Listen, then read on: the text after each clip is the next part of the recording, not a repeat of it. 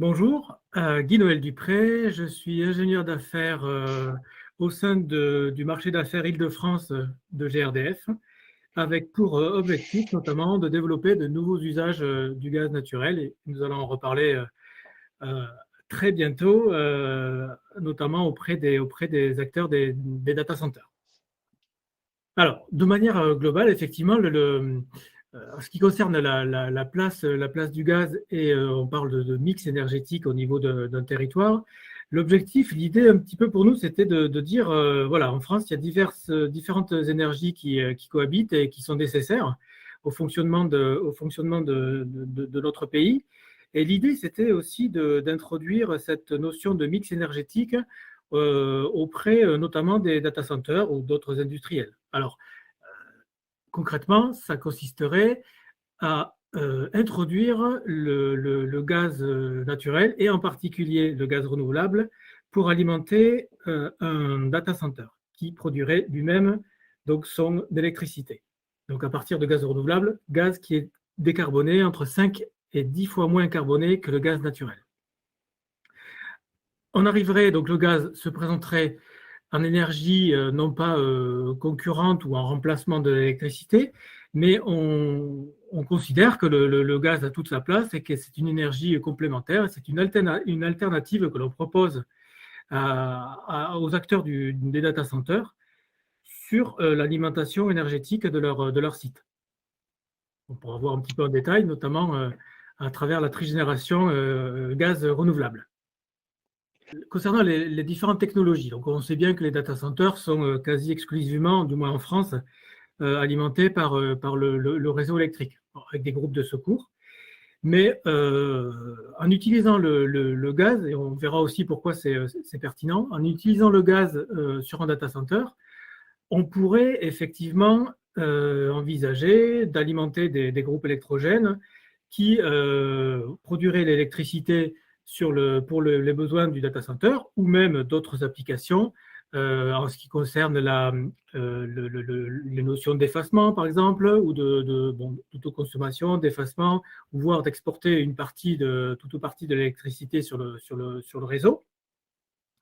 Donc, à travers ces moteurs, ces groupes électrogènes ou des turbines ou même des piles à combustible, ça, c'est une première énergie. Donc, la deuxième énergie, c'est de production de chaleur qui est issue de ces moteurs ou de ces turbines. Donc, ça, c'est une énergie qu'on va récupérer et qu'on va également transformer en froid grâce aux machines à absorption qui sont des groupes de froid un petit peu particuliers qui fonctionnent sur un principe thermochimique, donc qui va pouvoir transformer la chaleur en froid donc pour les besoins du data center. Donc, il y a plusieurs solutions, plusieurs manières de bien faire pour optimiser tous ces flux énergétiques qui vont être générés au niveau du data center. Donc, c'est pour ça qu'on parle de trigénération avec les trois énergies, donc électricité, chaleur et froid. C'est une technologie qui s'est développée et qui existe depuis longtemps, hein, qui n'est pas du tout nouvelle. Simplement, en France, elle n'a pas encore pu percer, parce qu'on a la chance aussi d'avoir un réseau électrique qui est très performant. Dans certaines zones, et en particulier l'Île-de-France, on constate que les capacités de production électrique sont proches, très proches de la saturation. C'est pour ça qu'avec le gaz, qui est une énergie qui est disponible, stockable, ça permettrait d'apporter un complément à cette solution toute électrique. On parle effectivement du gaz naturel, mais on parle de plus en plus du biométhane, qui est la même chose que du gaz naturel, sauf qu'il est produit localement à partir, pour l'instant, essentiellement de déchets issus de l'agriculture.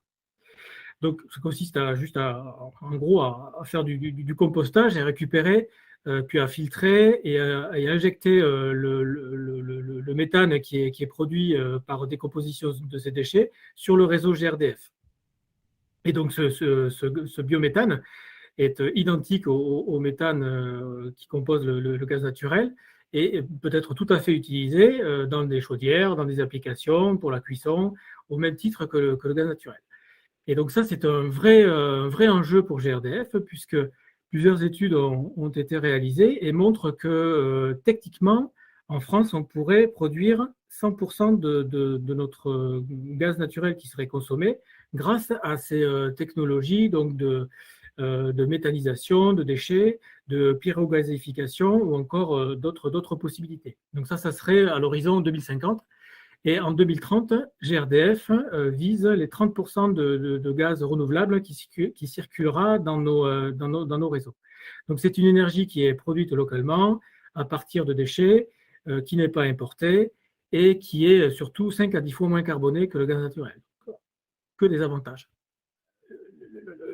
Les problématiques liées au prix du gaz, enfin, de l'énergie en général et en particulier du gaz, mais l'électricité a aussi considérablement augmenté. Donc, soulève un certain nombre de questions pour les acteurs des data centers qu'on approche depuis plusieurs mois maintenant. Alors, on a repris des calculs effectivement avec les nouveaux tarifs. Alors, ce qui fait la rentabilité d'un projet de trigénération, c'est bien l'écart entre le prix du gaz renouvelable et le prix de l'électricité renouvelable, puisqu'on va comparer des sources renouvelables entre elles. Alors, en termes d'investissement, effectivement, c'est un modèle qui est assez différent de ce qui est proposé, utilisé habituellement. Donc, le data center s'installe et puis va utiliser l'énergie qui est produite par le réseau. Donc là, c'est un autre modèle. Le data center peut se transformer en mini producteur d'énergie, je dirais, pour ses besoins ou aussi pour alimenter un quartier ou un réseau comme ce dont on parle beaucoup pour tout ce qui est smart grid énergétique au niveau d'une localité ou d'une ville. Donc, effectivement, les investissements sont plus importants. Donc, tout ce qui est CAPEX, puisqu'il faut acheter les machines ou les louer sur la durée. Mais après, d'après les calculs qu'on a réalisés avec des ingénieries, tous les investissements liés aux OPEX, en fait, sont beaucoup plus intéressants. Donc, on arrive à des temps de retour sur investissement qui sont inférieurs à 3 ans, même avec des prix qui ont considérablement augmenté. Donc, le prix du gaz, effectivement, est beaucoup plus compétitif que l'électricité et avec des rendements qui sont bons et avec une partie de revente de chaleur ou de production de froid, on arrive à trouver des modèles qui sont tout à fait pertinents. Oui, ce biométhane est vraiment une opportunité pour la France puisque c'est une occasion unique. Et d'ailleurs, c'est l'énergie renouvelable qui a le plus progressé les 2 dernières années en France, loin devant le photovoltaïque ou l'éolien, puisqu'on a la capacité, on a un réseau agricole qui est extrêmement puissant en France, et on a une quantité de déchets aussi qui est produite et qui peut alimenter tous ces méthaniseurs. Donc, on a cette opportunité de pouvoir produire localement une énergie qui est renouvelable et en plus sur la durée. Et on peut l'injecter directement dans un réseau de gaz qui est déjà amorti. Donc, ça, c'est vraiment une opportunité.